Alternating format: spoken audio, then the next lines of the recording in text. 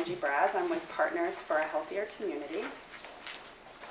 And what we're going to do is go ahead and introduce ourselves. So if you would like to just, we'll go around the room, state your name, what organization you're from, the name of your employer, the location, the size of your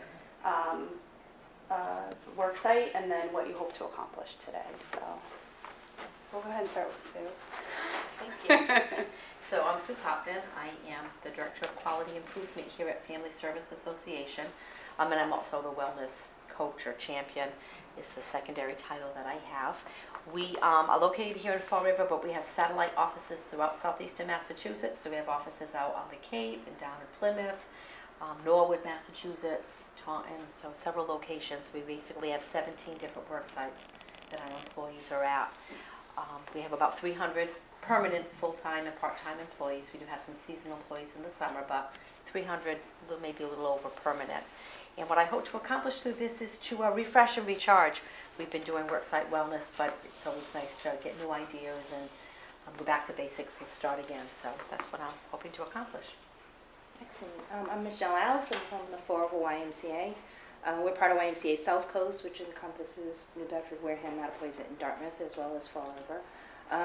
We have about 350 employees total with the organization, about 50 here in Fall River. Most of them are part-time staff.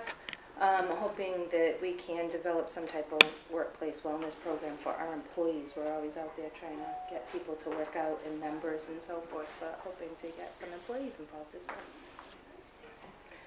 I'm Michelle Cabral from Blount Fine Foods.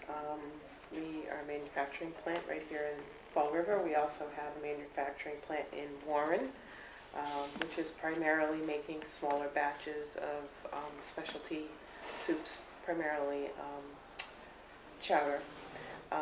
We have about 360 employees, full and part-time. We do have, we're ramping up right now into our busy season, so right now I think we have about 300 temporary staff that are located in both the plants. We have, right now we have one clam shack and we have one retail market that are open. We have 2 seasonal clam shacks. Those are pretty much closed for the season right now. What I'm hoping to accomplish today, I know we're kind of moving towards more wellness, but I'm just trying to see what else I can add to the mix. Great. Okay, my name is Carolyn Blackmire. I'm the business director, and I work out of the Herald News. As business director, I represent the Herald News, the Taunton Gazette, and the Oceanal. And our wellness program we're hoping to do, or really promote, is for all 3 publications. Total of them, we have just under 100 employees, and I'm based out of the Herald News, which is at Picasset Street. So, Welcome. Great. Hello, Josh Clare, PT Health and Safety Solutions. My company helps other businesses develop wellness plans and also safety procedures. We're physical therapists, so we try to prevent a lot of injuries as well as enhance health. We only have a few employees. What I hope to accomplish, research is the most important thing in my book. If we can comb through research and strengthen all of our wellness programs and base what we're doing on well-researched items, then we're going to have a better success rate instead of just throwing ideas at the wall and trying to see which ones stick. It's nice to have a foundation of evidence to build off of, and then once we have that foundation, you can kind of specialize it. So I'm just looking for more research and more tried and true methods to help others. Great. This program is science-based, works at health program nationwide, and it's evidence-based, which is very important to understand, and the CDC developed it in order to help local work sites increase their employees' health and well-being. It was funded through the Affordable Care Act, and it is under, again, the control of the CDC. So the goals of the Work at Health program are listed here. And one of the things that will be repeated through here is Ashland Management Group, and they're the managing group behind the program, so they have disclaimers on here that we'll skip through, but they're just, they need to be recognized for the work that they've done. Which is right here, Ashland Management Group's primary implementation contractor. They tested the curricula and have helped with the worksite health program overall.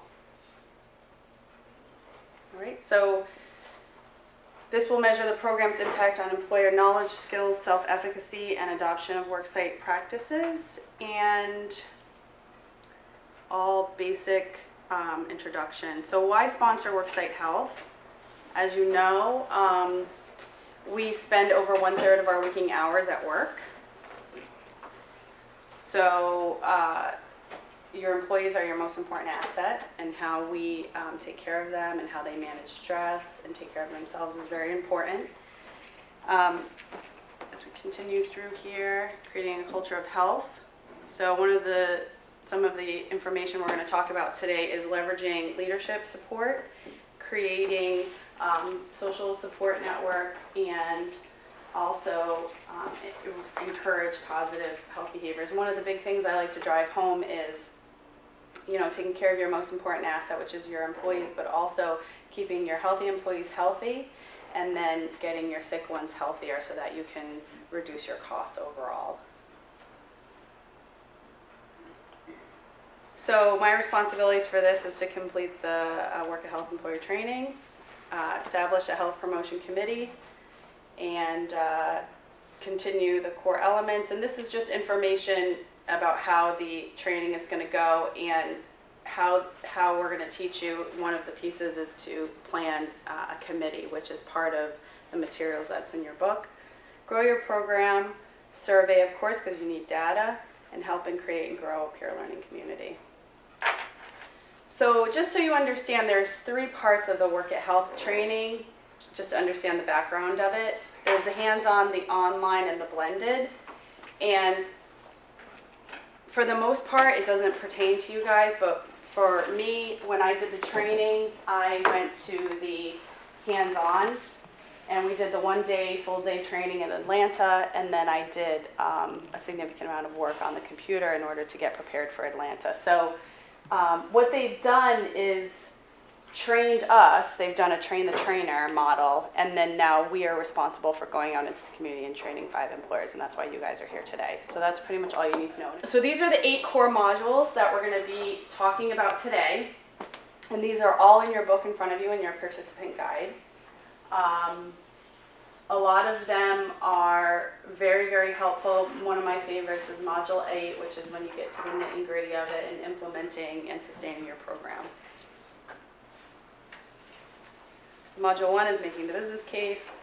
Module 2, assessing your work site. 3, building leadership support. 4, developing policy benefit and environmental supports. You'll see this throughout the entire training today. 5, designing effective communications. 6, evaluating your program. 7, planning and designing your program. And 8, implementing and sustaining your program. Okay. So the key takeaways: employer training program is designed to accelerate the adoption of science-based worksite health programs nationwide. They want you to know that it is evidence-based and that there's 6 key responsibilities as your employer's representatives in the Work at Health employer training program. All right, so let's get to work. Let's see here. We're going to go to Module 1, which is making the business case.